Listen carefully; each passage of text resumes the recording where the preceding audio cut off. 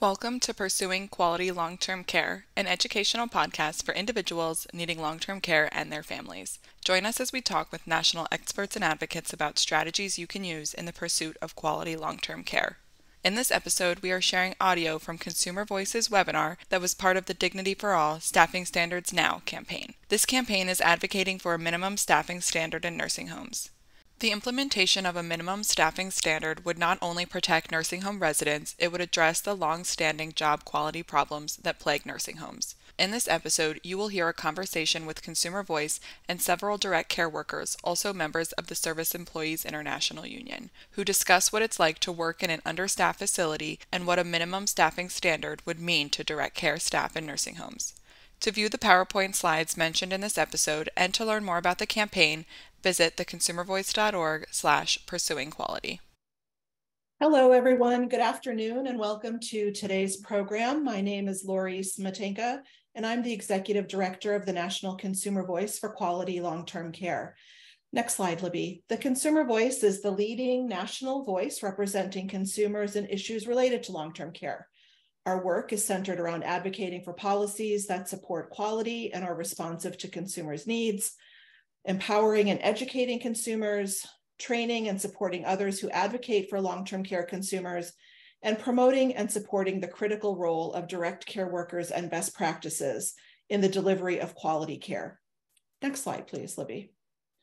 A few housekeeping items before we get started today, and as people are still making their way into the platform. As you heard, today's program is being recorded. If you have questions for the panelists, please put them into the Q&A feature on your control panel. If we have time at the end of the discussion, we'll try to get to some questions. The chat feature can be used to make comments or respond to questions from the panelists or other attendees. We do ask that you fill out an evaluation questionnaire that you receive at the end of the webinar. And lastly, links to the resources that we talk about today will be posted in the chat box and also will be posted to the Consumer Voice website, which is at www.theconsumervoice.org. Next slide, please, Libby. So as we get started, on February 23rd, just a couple weeks ago, the Consumer Voice launched our Dignity for All Staffing Standards Now campaign to amplify the voices of nursing home residents, direct care workers, and their advocates in support of the Biden administration's proposal to implement a minimum staffing standard in nursing homes. 2 weeks ago, we hosted the first in a series of events to highlight the importance of developing and implementing a minimum staffing standard. During that first webinar, we heard about the inadequacy of federal and state requirements around staffing, about the research that shows the direct relationship between staffing levels and the provision of quality care and resident outcomes. And we heard the very real stories from a nursing home resident and a direct care worker about how they are impacted by inadequate staffing levels. Also, we talked about the need for greater transparency and accountability with how the billions of dollars in public funds are actually spent, because one of the industry's primary arguments against staffing standards is that they can't afford it. Our campaign webpage, which you see on the slide before you, is where you can get more information about this campaign and the events that we'll be holding over the next several weeks, including recordings of webinars and events that are taking place, registration to links to future events, and the link to a survey where you can share your experience of living or working in a nursing home without adequate staff. From the campaign webpage, next slide, Libby, you can also access Consumer Voice resources on staffing, such as an issue brief with talking points and Consumer Voice reports, including one we released last year looking at turnover in nursing homes. Turnover among staff is a really important issue because it directly relates to job quality and the ability to retain and attract individuals that work in a facility, as well as to the quality of care that residents receive. CMS data indicates that on average, nursing home staff turnover is 52% each year, resulting from low wages, poor benefits, inadequate training, and little opportunity for job growth. The burden of providing essential and critical care falls mainly on women, a majority of whom are women of color, while they are treated poorly by many nursing home owners and operators. From the campaign webpage, you can also access the Consumer Voices issue page on staffing that has even more information and resources. So now today, in the second of our campaign events, we're hosting a conversation with direct care workers who are members of the Service Employees International Union. And thank you to our partners at SEIU, Karen, Mauricio, Jorge, and Sarah, for all of their help in pulling together today's program. The staff with us today will share what it's like to work in an understaffed facility, what a minimum staffing standard would mean to direct care staff in a nursing home. So today's panelists, I'm going to introduce them each and ask them to tell a little bit about themselves. First, we have Adelina Ramos from Rhode Island. Welcome, Adelina. And can you tell us a little bit about yourself, what you do, how long you've worked in long-term care, and how you decided to become a CNA in a long-term care setting? Hi, everyone. My name is Adelina Ramos. I'm from Greenville, Rhode Island. I'm a CNA. I've been a CNA for the last 13 years. The reason why I became a CNA, it was because I love to help others. And that was the way that I saw an opportunity to be there for elderly. So I love my job. As many of CNAs in the nursing home, we do love our job, and then we take our job seriously. We love our patients, and majority of our patients in the nursing home don't have a family members. And some of them that do have a family members, they cannot be there for them all the time. And we're the families that are there for them. But short staffing it didn't start with the pandemic. It started way longer before pandemic. And we've been out there letting the public know that the short staffing, how it's affecting our residents in the nursing home and how it's affecting the workers. In my state, we did pass a bill for safe staffing, but it hasn't been affected. So that's why we need a federal safe staffing bill that would not only help my state, but it will also help millions of Americans across the board. Like I said, we love our residents, and our residents need us more than ever, because now the residents that we care for in the nursing homes, there are residents that need more care. We're not getting the grandma and grandpas we used to get before in the nursing homes, because a lot of their families rather them stay in home than go into a nursing home. The residents that we get in the nursing homes are with mental health, behavior issues, residents that have alcohol and drug addictions. And some of the residents that we're getting also in some nursing homes are homeless. And we are not trained to deal with those type of residents. We were trained to deal with quality care for different residents. And those type of residents that we get in a nursing home right now, we don't have the proper training to care for them. And we need the government to help us. Thank you. Thank you, Adelina, so much for sharing those perspectives at the beginning here. Next, we have Shonda Whitfield, a nursing assistant from St. Louis, Missouri. Shonda, could you share with us what drew you to long-term care, how long you've been working in this field, and what made you decide to become a CNA? Hello, everybody. Once again, my name is Shonda Whitfield. I am a CNA, as she said. I've been a CNA since 30 years ago.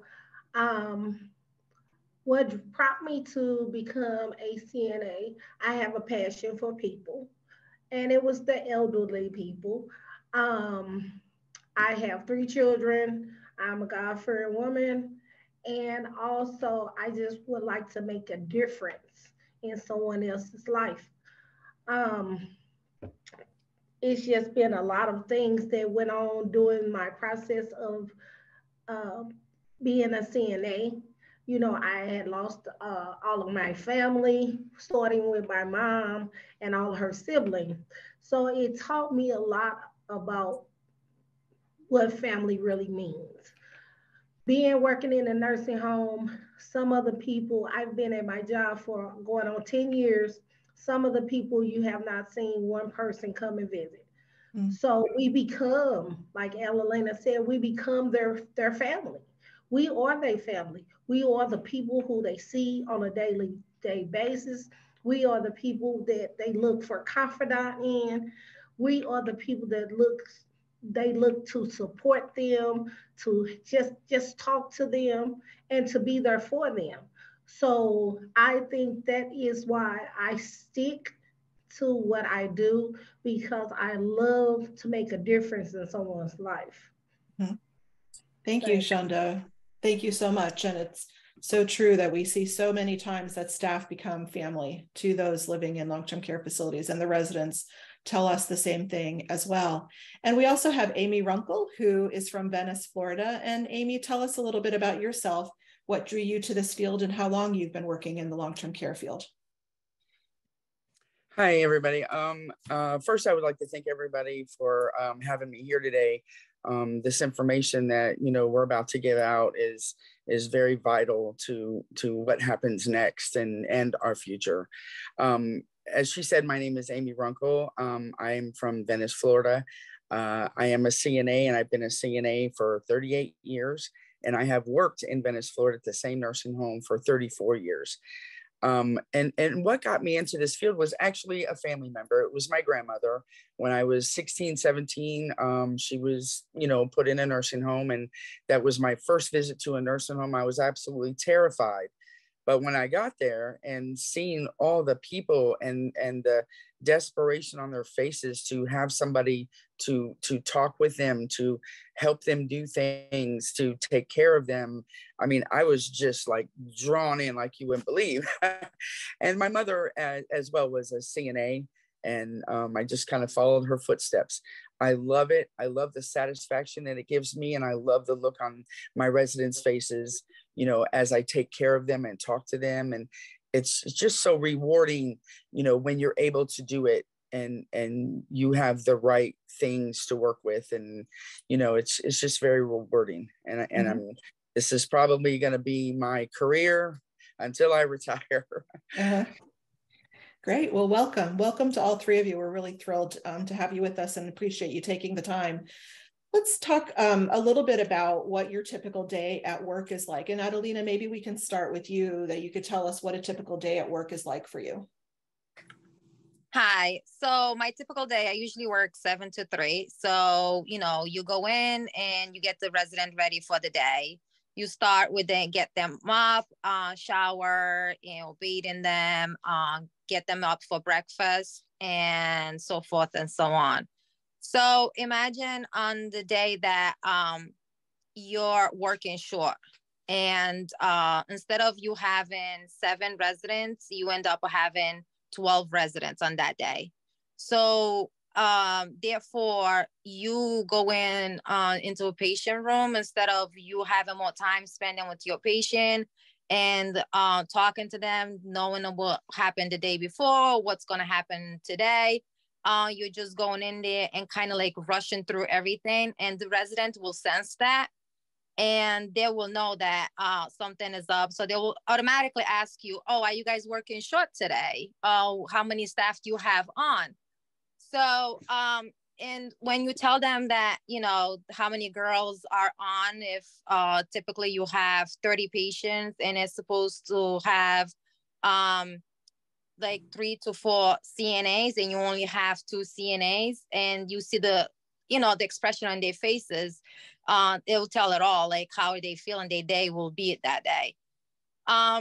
So therefore, majority of the time in our nursing homes, some residents that we have, probably half of them or about half of them are patients that require like 2 CNAs to transfer them from bed to chair to bed, which will be a mechanical lift. So when a resident is asking you, to go to the bathroom, and when you only have 2 CNAs and the other CNA is busy, it's going to take like about 20 minutes for you to go take that patient to the bathroom, because that patient requires 2 aides to help you. So on those days, it's very stressful for the residents, and it's only very stressful on the staff. Because we don't have the help and the support that we need for those residents. And it's a hectic day for both, for us and the residents. I would imagine that when you're faced with that, with the short staffing, Adelina, and you have residents that may need two people to assist them, it can become dangerous if any of the aides try to help them by themselves. It is, and we're not supposed to. If those patients are required to assist, we can lose our license if we go and assist them with one assist and something happen. The state will come in and they will do the investigation that you put in yourself at risk, and then you also put the resident at risk if you do go help that resident by yourself. Mm-hmm. So I'll give you a perfect example. If I'm feeding a resident, I'm helping a resident that requires me to help her eat, and another resident is calling me to go to the bathroom, and I have to make a decision that I don't want to, but these are decisions that we do make it on a daily basis in a nursing home. Do I stop feeding that resident and let her food get cold and go take that resident that needs to go to the bathroom, that can't go to the bathroom by itself? And if I stop feeding that resident, the food's going to get cold, and I go help the other resident. If I don't go help the other resident that needs to go to the bathroom because I'm feeding the other one, he or she might try to go to the bathroom on their own, and they fall and they hurt themselves. And these are decisions that we have to make every single day in a nursing home on a daily basis, especially when we're short staffed. Mm-hmm. Yeah, and those are very difficult decisions for you all to have to make. Shonda, how about you? Well, let's pull you into this as well.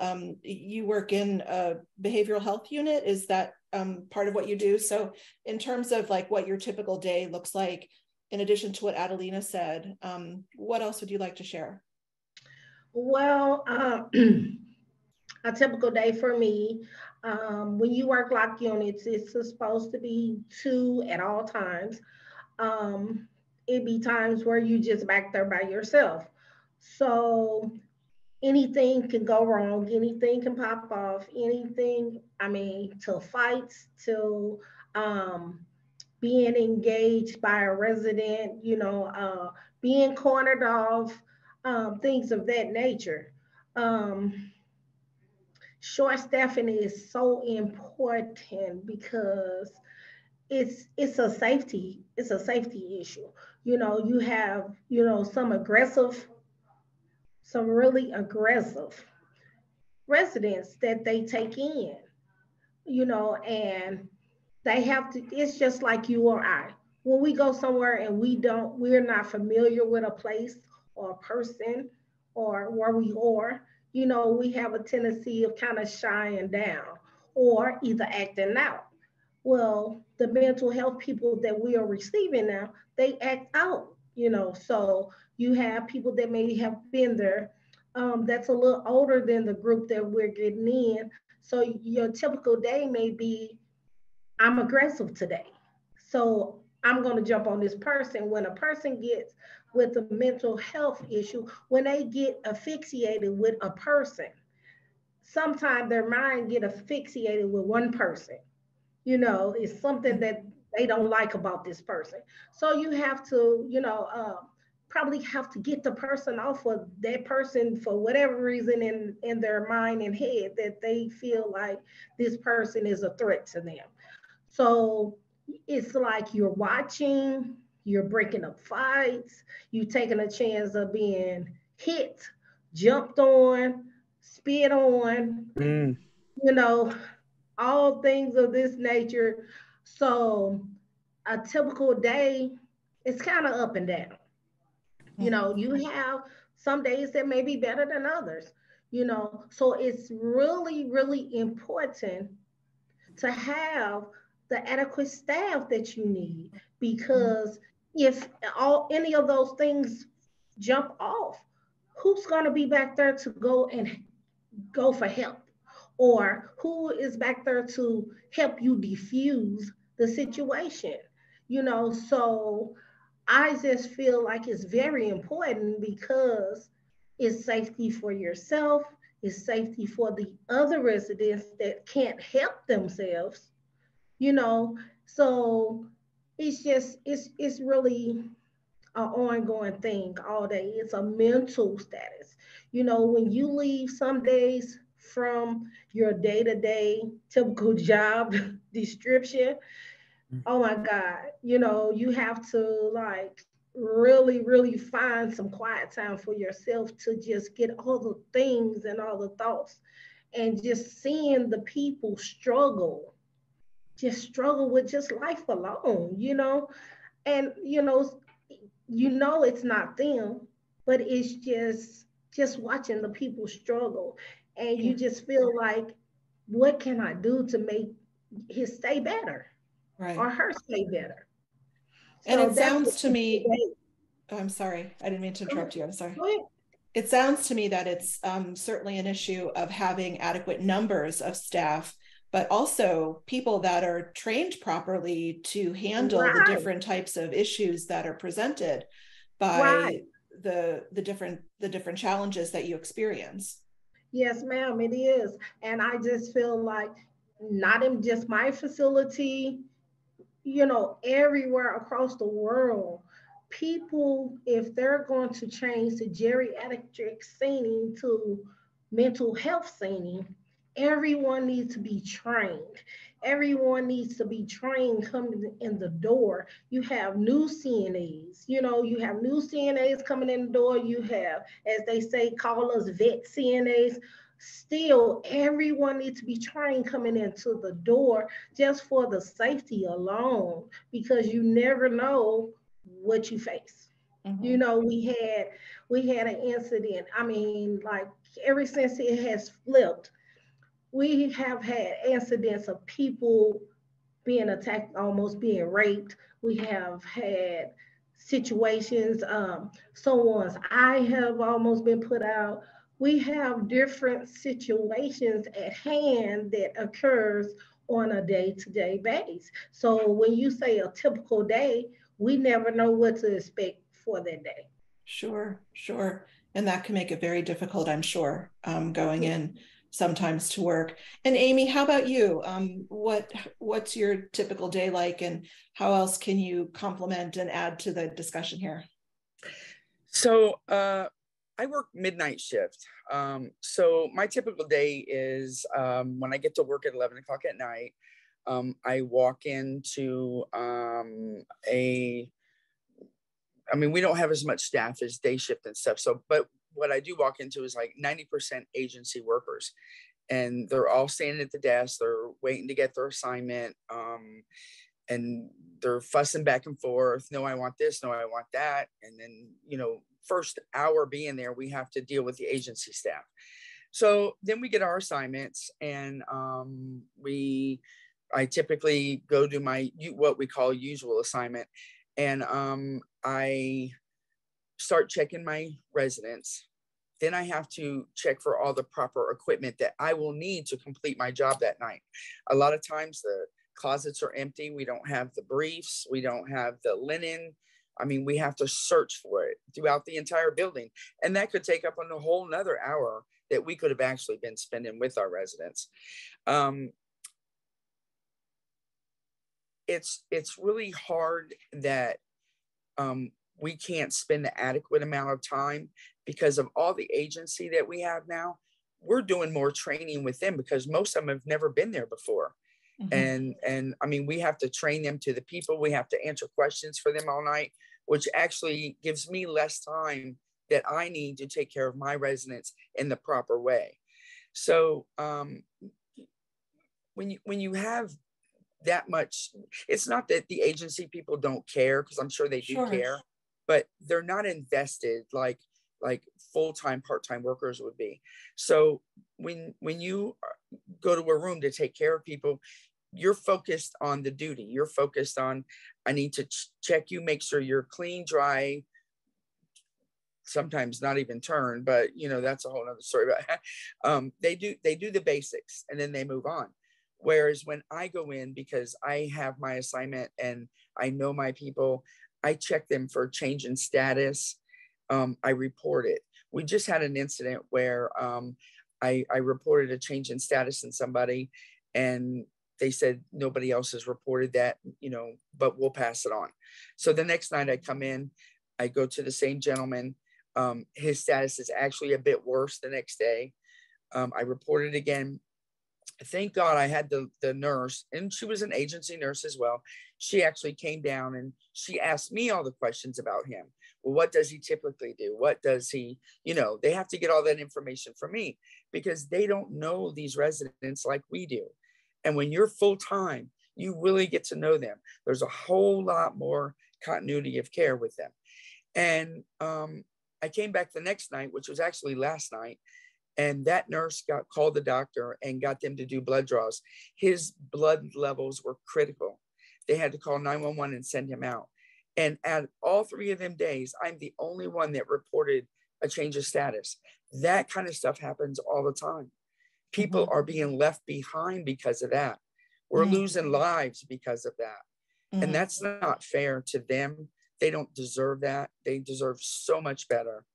And then, moving forward, I take care of my, residents the best that I can. It's not the same as it used to be, for sure, because so many cutbacks, and probably due to the fact that they're having to pay the agency $50, $60 to send us one CNA. And my facility alone is about 90% filled with agency CNAs. Wow. And they're making, the money they're making is so much greater than what we're making or we're being offered. So. Right. Well, and it seems that, certainly having the agency staff who, as you said, don't know the residents, they don't know the processes in the facility, they don't know where things are. So that takes additional time. They're not aware of changes in condition as well as you are, who see the people on a daily basis. And one thing, because you work nights, I think people think that it's quiet in a nursing home at night, but that, as compared to the rest of the day, but people still need care and services at night. It's, it's probably not as quiet as people think. No, and it's truly not, because there's a thing called sundowners. So when the sun goes down, they wake up. So, I mean, there are some that sleep, but for the majority of it, they're up, and, a lot of them are in pain. Some of them have been in bed all day because nobody got them up. Just because there's short staff on the other shifts, they just leave them in bed and feed them. So I don't know if some of you out there have ever laid in bed when you've been sick or something, but after a while your body starts to hurt. Well, they feel the same way, and they're not sick. They're just being left in bed all the time because of lack of staffing. Absolutely. So Shanta, maybe I can turn to you, and maybe you can tell us a little bit about some of the challenges you face providing quality care the way you would like. What are some of the challenges or barriers that get in the way of you being able to give the care that you would like to give to the residents that you're caring for? The challenges that I be faced, it be probably the fighting, refereeing, trying to talk down, trying to redirect. Them are some of the challenges that I face, because you may have someone over here that's soil, or you trying to toilet, and you have to kind of walk away for a minute to try to keep another resident safe from another resident. So them are some of the challenges that I have. You have to still stand firm, and that could be a challenge also. Trying to stand firm, not show any, not to try to show any afraidness, because when you're working with behavior health, if they sense that you are afraid, they become bullying to you. So the challenge is to stand firm, with whether you are afraid or whether you're not, but you can't show that you are. So, and the challenge be that I don't know if he's going to knock me in my face or knock me on the floor or spit on me, or can I redirect this person? Sure. So there are some of the challenges, like she said earlier in the statement she made, Miss Adelina, you take the challenge of, someone food being cold, or someone may be on the floor, had, then fell, You have to, have to try to juggle all of this at one time. And sometimes it does. Just just the challenges alone become overwhelming Mhm. sometimes. You just, sometimes I just have to kind of steal away and just say, Lord, just take the wheel, because it's just really get overwhelming sometimes, because you in your mind you should be doing these things on this left hand, but the right hand is pulling you, so you trying to find a balance in all of this. Mhm. And sometimes, some days you cannot find that. You Yeah. cannot find. Yeah. Adelina, how about you? What are some of the challenges that you face and being able to provide the care that you'd like to provide for residents? The challenge that I've been facing with a lot, it's like if I have a resident that was supposed to, for example, get a shower today, and but I don't know how the day is gonna go, because I don't know if we're gonna be staffed or not. So when I walked in and see that we're short staffed, and we end up having like, well, there's only two CNAs for 30 patients, and there's like 8 showers. How are you going to be able to juggle those 8 showers? Right. And then that's the one challenge that I've been having with them. And also, if one of my residents said, oh, tomorrow's going to be a nice day, do you think we can go sit outside, because she or he doesn't have a family member, and we can go sit outside for a few minutes to enjoy the day? And then I have, that's a big challenge, because I cannot promise my patient that. I would love to promise my patient that, but I can't, because I don't know how the day will be like.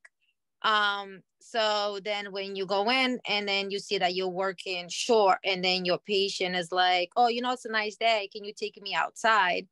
And you're telling her, but you can't be sitting outside yourself, and there's only two of us here.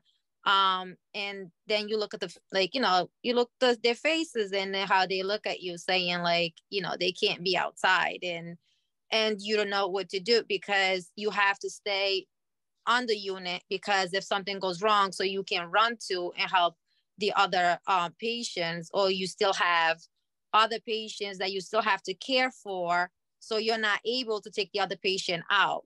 So it's constantly like a challenge with staffing, so you never know what like your day is going to be looking like.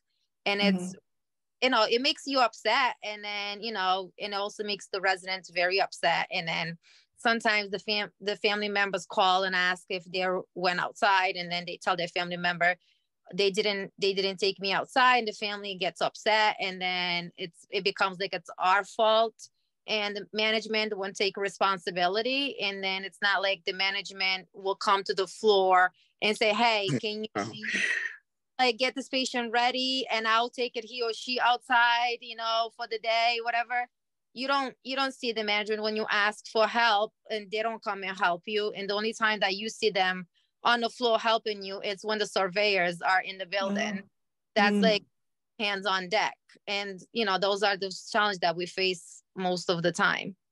So, based, on your answer and what you had said a little bit earlier, you're having to not only prioritize the type of care that you're giving to the residents when you're short-staffed, and make decisions about who's going to get what type of care and who's not going to be able to get, certain care, or they're going to have to wait longer for getting help.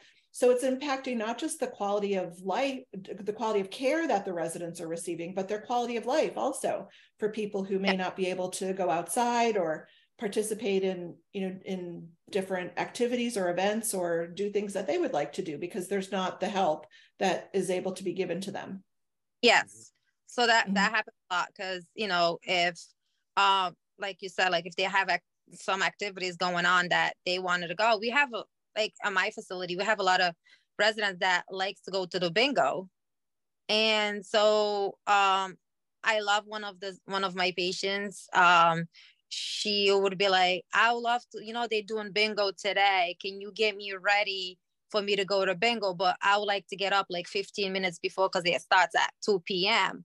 So if we're short, I have to tell her, listen, I have to get you up before lunch, and then like I have to toilet you before you go if you can't wait. That will be around noontime. I don't know if you would like to go back to bed, but I'm not promising I'll be able to put you back to bed and get you back up, because she requires 2 assists. It requires 2 people to get her up. So I can't promise her that, I'll get her out of bed before she will like to go to bingo if she wants to take a nap after lunch. Mm-hmm. So I have to juggle with that. And then she will, if she knows that we're shorthanded, she will understand it. She'll be like, I'll stay up. It's okay. And those are decisions that we have to make sometimes, and mm-hmm. we try the best we can with our residents to try to get them to certain activities, but sometimes certain things that we cannot do. Mm-hmm. Amy, what is staffing like in your facility? Ooh. Like I said before, it's like 90% agency. Mm-hmm. Agencies show up when they want to show up. So when you get to work, you never really know if you're going to have enough staff or not. And most of the time we do not, because somebody just decided not to show. And it's not our regular full-time, part-time people. It's usually agency that just don't show up because they don't have to. There's no accountability if they don't. So, mm-hmm. But what do you think some of the causes are for the understaffing that, for why you can't get enough people there on a full-time basis? Well, that's because most of them are going to the agencies because they are obviously getting paid more, somewhere between $22 and $30 an hour. In my particular facility, if you're a brand new CNA, they only want to give you $15 an hour. Well, as we all know, you can't live on $15 an hour. It's just impossible anymore. So, I mean, it's kind of a no-brainer. You're going to go where the money is. They're not invested in our residents because they don't know them. Like I don't make as much as they do. I mean, even though I've been there a long time, but I really stay and I don't want to move because I love my facility that I work at. I don't always like what they do, but it's like, I can't just walk away from it because, it's 30 some years. It's been part of my life. And I know that them residents that have been there a long time, or even the new ones coming in, they need somebody like me. They need more people like me, to be honest with you, like all of us on here today. Right. But absolutely. Shonda, how about your facility? What's the staffing like there? It's pretty much like Ms. Amy just said. It varies from day to day because sometimes we have to come off of the lock unit, so that leaves the lock unit short to go out and into outside the doors to help on the floor, which is even shorter. And you just don't have any support, like you don't have any teamwork. They expect you to, outside of the doors. It's more like Hoyer lifts and people that you really, really have to assist. But it's just like, it's no staff. But people grab their purses and go on right out the door, and you're left to, do the work, do the work. And it's just like you have 4 different floors, but I'm had a day where I'm running from the lock unit to help someone that's not really equipped to work the lock unit, back to outside the door to assist, either get up the people or put the people back down, to feed them, to drive them. Staffing can be real ugly at times, really ugly. And like she say, they bring the agency people in and it's like they don't even care about their own workers. They will pay them $25, $30 an hour when they only want to pay us maybe $15 to $18 an hour. But we are left because we are loyal to our work that we do. So we know and we have a rapport with our people in our facility. So we're going to try to do the best that we can because we don't want them to suffer just because lack of. Sure, absolutely. Thanks so much, Shonda. Adelina, what are some of the barriers you think exist to recruiting needed workers, to recruit people to, want to come and work in the facility?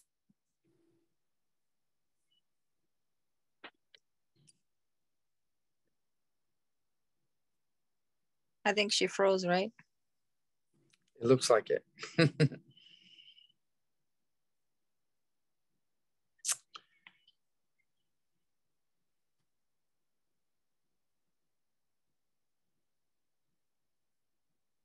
Looks like we're having a little technical difficulty. Sorry about that. I think, Adelina, what Lori was asking is, we've heard obviously about the wages, but could you describe what you think prevents or inhibits people from becoming CNAs or taking these jobs? So I think a lot of time because what they teach you on a CNA classes is total different thing when you go to a nursing home. So you have a lot of times when a brand new CNA comes to a facility and they see what really goes on in a nursing home, and they see the amount of patients that you're caring for and how you have to juggle all of that. And some of them don't understand how can that be possible, because what you're learning at school is totally different when it's in reality. And some of them will be like, this is not what I signed up for. And then they'll like decide to quit.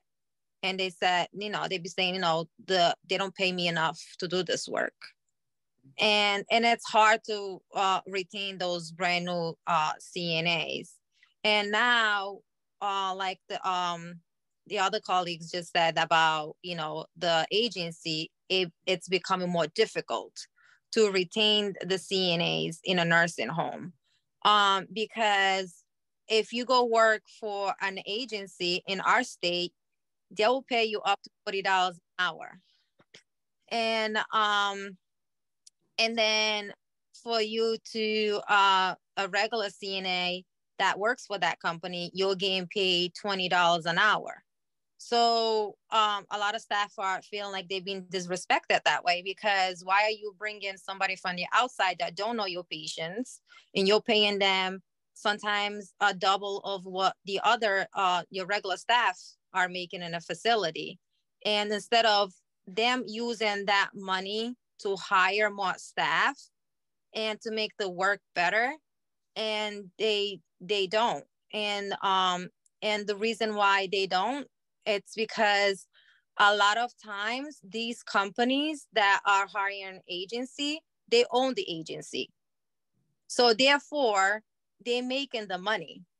So the company that I work for, they have their own agency. So, and they even say like, oh, we rather have our agency people coming to our buildings and instead of hiring somebody else. So they're not losing money, and there's no accountability for that.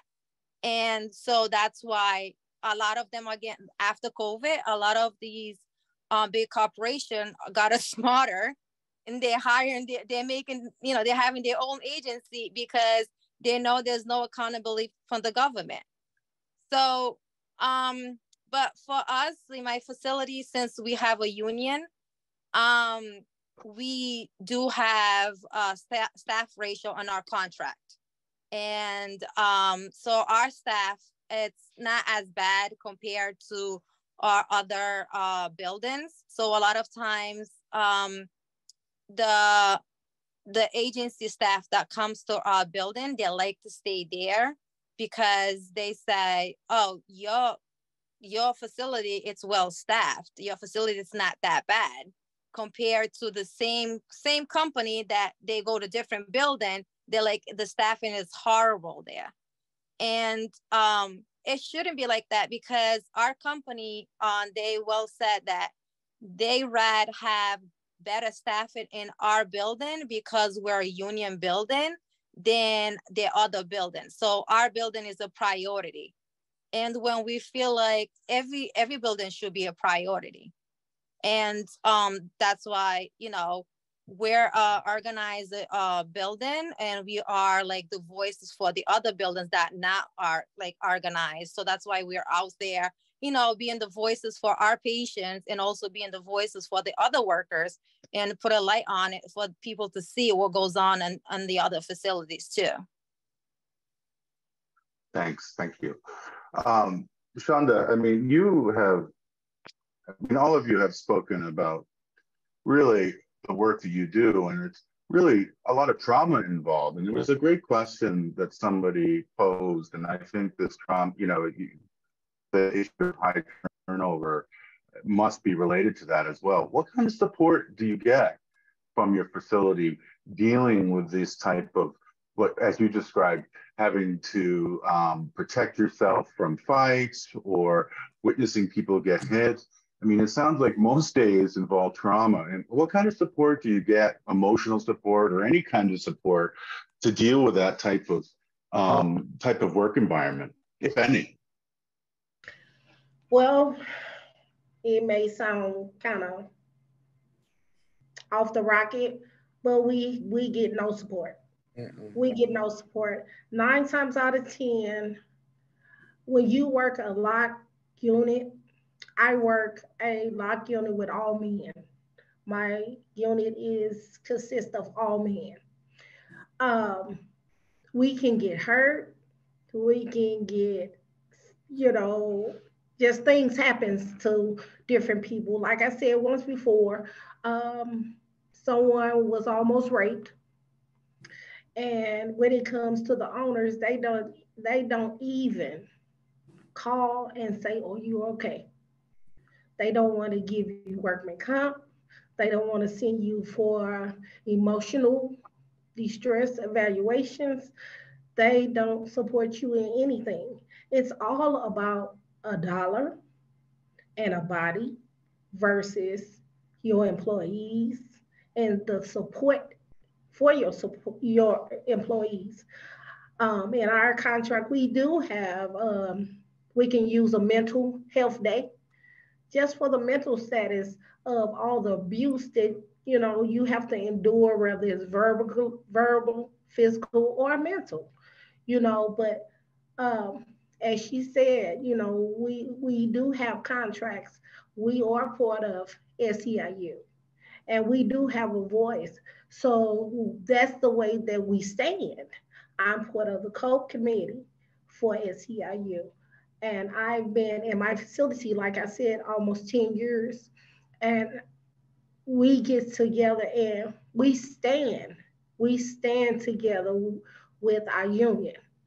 And our union backs us, because if we didn't have a union, we wouldn't have a voice, you know. And they have even tried to put in place where we can have a safe place to go to for mental distress and to talk to someone through the union.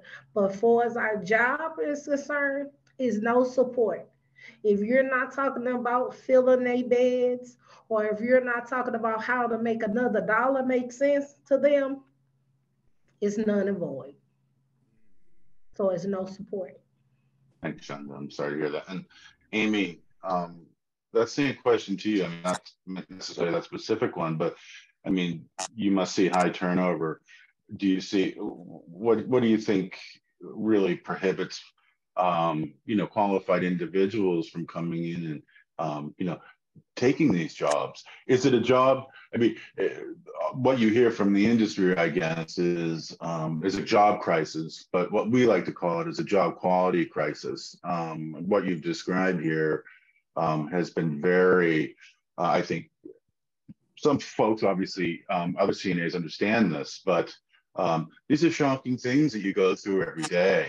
So could you just talk a little bit, I guess, to what Adelina and Shonda had talked about, and you know, what prevents people from wanting to, from having adequate staff, or facilities from having adequate staff? Excuse me. Well, first and foremost, CNAs are not treated well. They're not treated with dignity and respect for the jobs that we do. We are just, like, oh, well, if you don't want to be here, just go. It's not that we don't want to be there. We want the right equipment to take care of our residents. We want the right staffing to take care of our residents. And, thank God we do have a union, because that is what helps us with this fight. They can't shut us down. They can't turn our voices off because of our union and our contract. But a lot of new CNAs, I don't know if everybody's heard of the PCA program. We have PCAs that come in and within 3 days they're gone. They're like, oh no, I'm not doing this. Everything is so unorganized. This is what you hear. Everything is so unorganized. They make you work with 20 residents on day shift.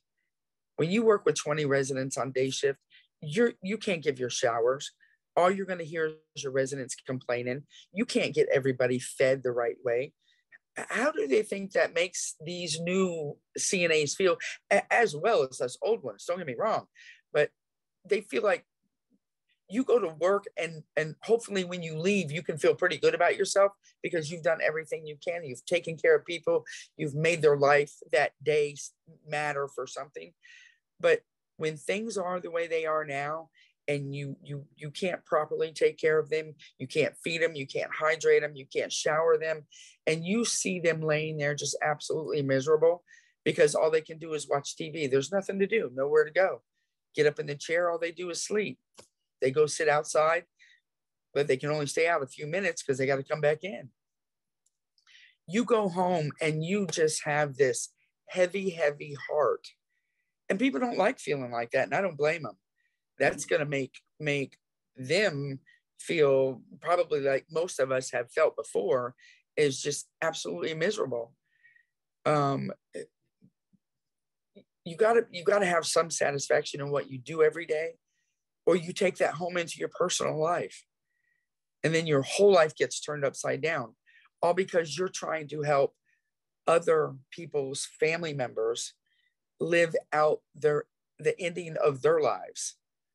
And it's not easy. I mean, these CNAs come in there and you're like, no, I don't think you should bring her back here. I think you should DNR her, which means do not return.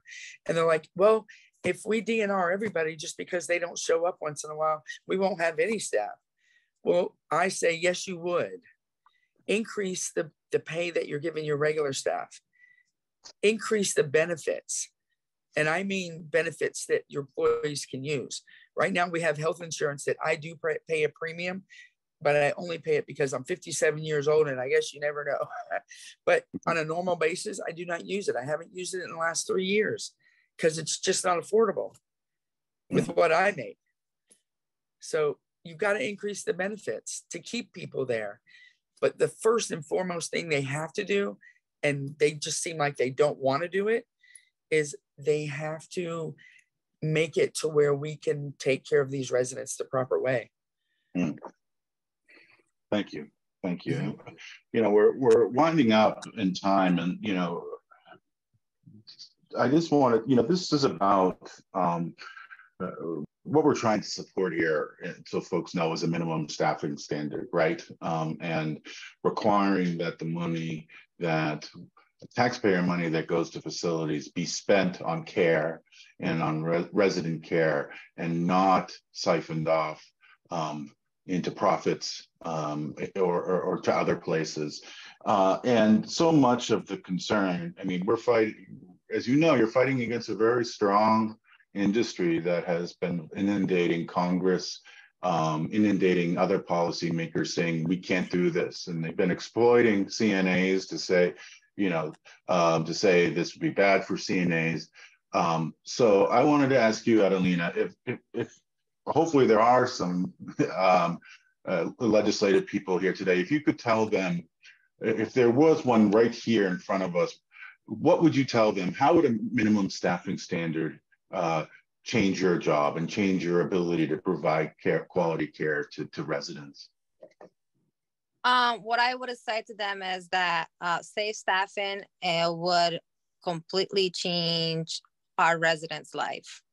because what's, if you have 7 residents, you're able to do everything for that resident, spend more time with your resident, care for them properly, and give them what they need. You spend more time with them that they want you to do. They don't want you to rush through the care, and they want you actually to be there, because our job is supposed to be, we're supposed to be compassion and have a conversation with our residents and give them the proper care.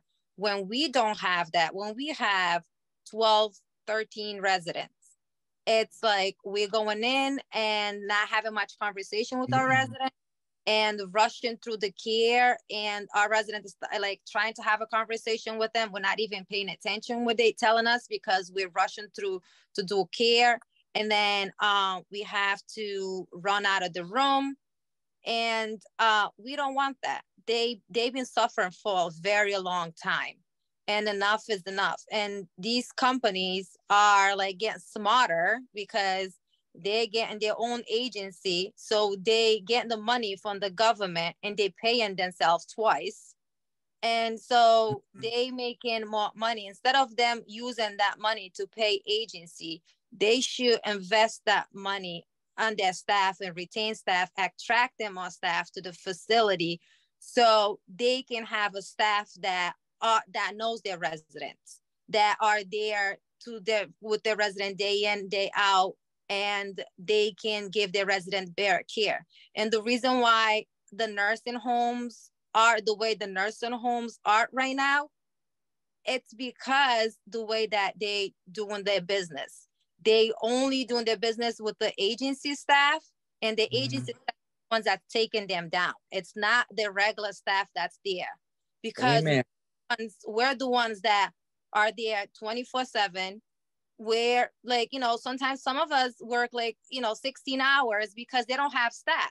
So we love our residents, and we don't want a stranger. Why would you want a stranger come into your house and work around your house? They don't know nothing about your house. So why would you have a stranger come into a nursing home and taking care of a resident that don't know that person? And they are afraid, because sometimes they'll be like, they'll ask you, they'll be like, oh, who's coming tonight to take care of me? If I work 7 to 3, I'm like, I have no idea who's coming tonight.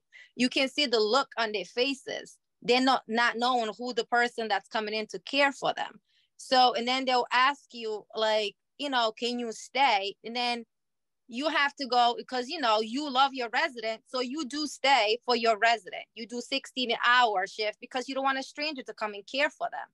And then, you come back the next day again, you're tired, you do another double because you're there for your resident. That's what we do every day in a nursing home. But for these companies to get this money and then use that money and pay an agency and not paying their regular staff, and that's what, like, it's like mind boggling what they do with this money. And also when the staff knows that they use that money, also they try to save the money to make a profit for themselves. So at the end of the year, the less money that they save, they're gonna have bonuses for themselves instead of using that for the staff. And the staff knows that, and we want accountability, and that's not happening for many years. And we want, the senators, these politicians to know that we know what's going on, and we are here to let you know what's going on. So they need to do something about it, and for better safe staffing across the country, and for our residents to get better care, because our residents have been suffering enough, and we're here for them. And that's why we want this to happen for them. Well, powerful. Well said. We're running out of time here. And I wanted to make sure we leave enough time just to say, just thank you so much, Adelina, Amy, and Chanda, for joining us. I mean, we bandy about the term heroes, but you really are heroes. To go through, I mean, you can hear the emotional connection that you have with your residents, and the trauma that you go through daily, but yet continue to show up and put them often in front of you. And it's just amazing. And we just want to thank you for joining us, and thank you SEIU for working with us on this this important issue. Before we wind down here, I just want to remind folks that in 2 weeks from today, if you go to the link that Libby just shared, we'll be having a session that features residents, and residents will talk about what it's like to live in a short staff facility. And then then 2 weeks after that, we'll have a session on financials, and we'll talk about a lot of the things that Adelina talked about today, the staffing agencies, and how money is siphoned away, not only from residents, but from workers, and stolen from workers and from residents. So again, I want to thank you for coming. It was really an inspiration. I hope you took a look in the chat and saw just how inspired you were by what you shared. And thank you so much for joining us. And with that, we're going to close the webinar. Thank you everyone for joining, and we'll see you in a couple weeks. Thanks. Bye. Thank you. Thanks for joining us on Pursuing Quality Long-Term Care. This podcast is a program of the National Consumer Voice for Quality Long-Term Care. Make sure to visit our website, theconsumervoice.org/pursuingquality, where you can subscribe to the podcast, follow us on Facebook and Twitter, and find more information and resources. If you enjoy the podcast, please rate, review, and subscribe. Thank you for listening, and we'll see you next episode.